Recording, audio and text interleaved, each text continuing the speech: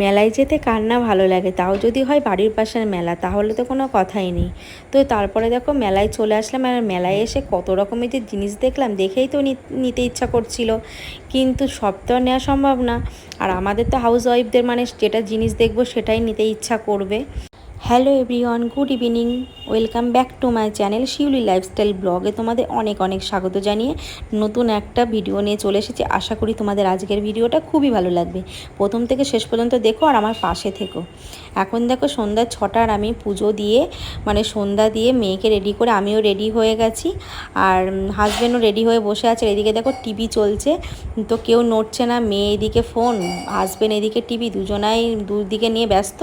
তো আমি তো বলে বলে রেডি করাচ্ছি, চলো চলো। আর আমাদের এখানে কিন্তু মেলাটা 1 মাস ধরে হয়, ওই ষষ্ঠী থেকে আর তোমার উল্টো রাত পর্যন্ত। ভীষণ বড় দুর্দর্শ মেলা আমাদের এখানে, খুবই সুন্দর। এদিকে দেখো টিভি দেখছে আর একজন ফোন দেখছে, মানে কারোরই যাওয়ার কোনো ইচ্ছা নেই।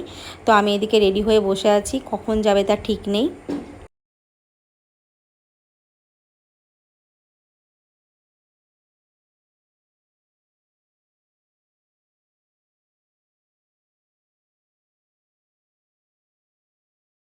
তো ফাইনালি চলে আসলাম, আর এসে দেখো পুরো মানে মনে হচ্ছে যেন দুর্গা পুজোর লাইটিং হচ্ছে। আমাদের এখানে প্রত্যেক বছর এই মেলাটা খুবই বড়, খুব বড় উৎসব হয়, মানে ভীষণ।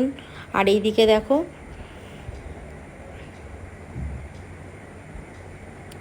তো এই খেলনাগুলো দেখছিলাম, যেহেতু পাশে বাড়িতে একটা দেওরের ছেলে আছে, ছোট্ট বাচ্চা, তো ওর জন্যই খেলনাগুলো দেখছিলাম।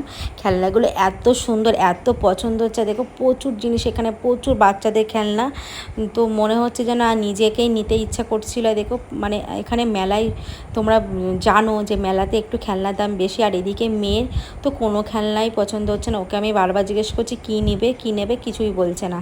আর এইদিকে দেখো প্রচণ্ড ভিড়, তার মধ্যে হয়েছে বৃষ্টি, সকালে প্রচণ্ড কাদা, মানে ভীষণ কাদা হয়েছে, পা দেওয়ার মতো না। আর যতই ঠান্ডা হোক না কেন, মানে মেলার ভিতরে ভিড়ের মধ্যে এসে না প্রচণ্ড গরম, ভীষণ গরম। আমি তো পুরো ঘেমে স্নান হয়ে গেছি।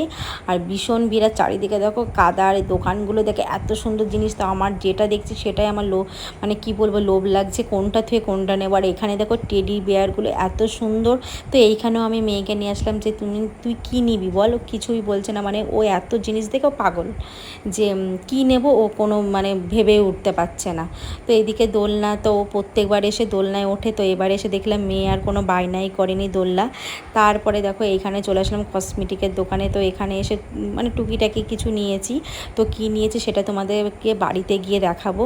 আর এখানে এত ভিড়, এত ভিড়, মানে ভিডিও করব, মানে ভিডিও শ্যুট করব না অন্য কিছু করব বুঝে উঠতে পারছিলাম না। আর জিনিসগুলো এত সুন্দর, মানে প্রচণ্ড। আর মেয়েদের তো আমাদের ভীষণই লোভ লাগে যেটা দেখি সেটা। তারপরে চলে আসলাম এই বাসনের দোকানে। এসে দেখো আমরা এইগুলো দেখছিলাম। তো এই বাসনটার দোকানে দেখো বাসনগুলো স্টিলের, এত সুন্দর, মানে খুবই পছন্দ হচ্ছিল। তো আমি এই মানে ডিমের অমলেট করার তাওয়াটা দেখছিলাম, খুব পছন্দ হচ্ছে। তো এটা আমরা নিয়েছি, কিন্তু এত দাম বলছিল জানো তো, মানে 5 টাকাও তো দাম কমায় না। আর মেলাতে এরকমই যেই দাম বলবে সেটাই। তো এই ভাপা মানে চিংড়ি মাছ দিয়ে করার জন্য এই ভাপা বাটিটা নিচ্ছিলাম। তো এই বাটিটাও দেখো মানে খুব দাম বলছিল আর কি। তো এটাও নিয়েছিলাম। আরও কী কী নিয়েছি সেটা তোমাদেরকে বাড়িতে গিয়ে দেখাবো। আর এই দোকানে একটা স্টিলের মানে হাঁড়ির মতো দেখতে, ওইটা দেখে আমার খুব পছন্দ হয়েছিল, কিন্তু খুব দাম, এত দাম বলছিল। আর দেখো সব সময় তো সব কিছু তো সম্ভব হয় না। আর তার থেকে বড় কথা, আমরা মানে আমাদের মেয়েদের মানে একটা জীবন থাকে, বিয়ের আগে শুধু সাদা জিনিস কিনবো, কোনটা থেকে কোনটা কিনবো। আর বিয়ের পর যখন নিজেদের সংসার হয়ে যায়, তখন কিন্তু আমাদের এই সব দিকে একটু বেশি মন আসে। ঠিক বললাম তো বন্ধুরা? তো দেখো মানে তখন আমার অন্য কিছু, আগে যেমন মেলায় আসলে এটা নেবো সেটা নেবো, লিপস্টিক নেবো, ক্লিপ নেবো, এইগুলো মাথায় আসতো। আর এখন মেলায় আসলে আমার এইগুলো মনে পড়ে, মানে কি রান্নাঘরের জন্য কোনটা নেবো, কী নিলে ভালো হয়, কোনটা নেই, মানে এখন এইগুলোই ভাবি। তো এইগুলো দেখো, এই ঝাঁঝরিগুলো খুবই মানে পোক্ত, খুব ভালো একদম। একটু দাম বেশি বলছিল, কিন্তু খুব ভালো। তারপরে চলে আসলাম এই দোকানে। দেখো এই কানেরটা নিয়েছিলাম, এই কানেরটা কেমন লাগছে তোমরা জানিও। আর আমি একটু বড় কানের পরতে ভালোবাসি, আমাকে অনেকেই বলে যে তোর কানে বড় কানেরই ভালো লাগে। আর এই দোকানে এসে এত কানের দুল দেখে আমার মাথা পুরো ঘুরে গেছিলো, মানে কি সুন্দর কানের। আর আমি গত বছর মেলাতে অনেক নিয়েছিলাম কানে। তারপরে চলে আসলাম ফুচকার দোকানে। এখানে এসে তো লাইনে দাঁড়িয়ে তো অবস্থা খারাপ, এই ঘেমে স্নান, যে ফুচকা খাবো না লাইনে দাঁড়িয়ে এরকম খামবো। তো মানে ফাঁকা হোক তারপরে আমরা খাবো।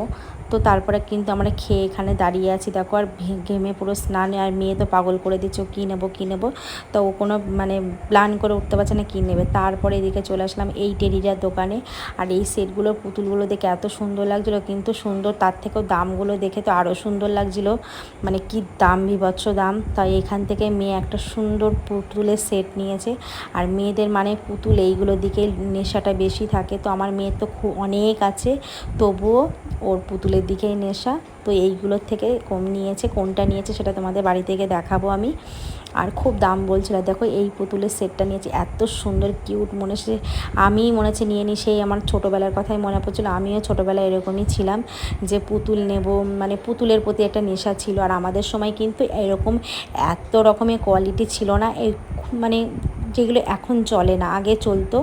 তো এই এখনকারের পুতুলগুলো দেখলে তো আমার খুবই লোভ লাগে। তারপর আমার হাজব্যান্ড দেখছিল, আমার যেহেতু দেওরের ছেলে আছে তার জন্য দেখছিল, তাও পছন্দই করে উঠতে পারছিল না। আর ছেলেদের দেখো, তো ছেলেদের জন্য পছন্দ করা তো সেরকম ব্যাপার না। তারপরে চলে আসলাম জিলেপির দোকানে। তো এখানে এসে রথের মেলা, মানে মেলাতে এসে যে জিলেপি নেবো না সেটাও হতেই পারে না, মানে জিলেপি না নিলে মানে মেলায় ঘোরা কোনো সম্পূর্ণই হবে না। তারপরে দেখো এখানে এত সুন্দর ফুল গাছগুলো দেখে তো আমি তো পুরো লোভ হয়ে ফিদা, মানে এত সুন্দর, কিন্তু দাম যা বলছিল ভাই, এই তো কেনার থেকে না কেনাই ভালো। তো তারপরে বাড়িতে চলে আসলাম, আর এসে দেখো কি কি কিনেছি সেটাই তোমাদের সঙ্গে শেয়ার করছি। তো এইটা নিয়েছি, এটা আমার খুব দরকার, কাজের দরকার ছিল। তো তারপরে দেখো একটা কানের নিলাম আর মেয়ের সেট, আর এইটা নিয়েছে ব্রাশ, আমার ব্রাশটা হারিয়ে গেছে, আর মেয়ের তো ড্রেস পরিষ্কার করার জন্য খুব অসুবিধা আছে, সাবানের কেস। আর এটা নিয়েছে তেলের বোতল।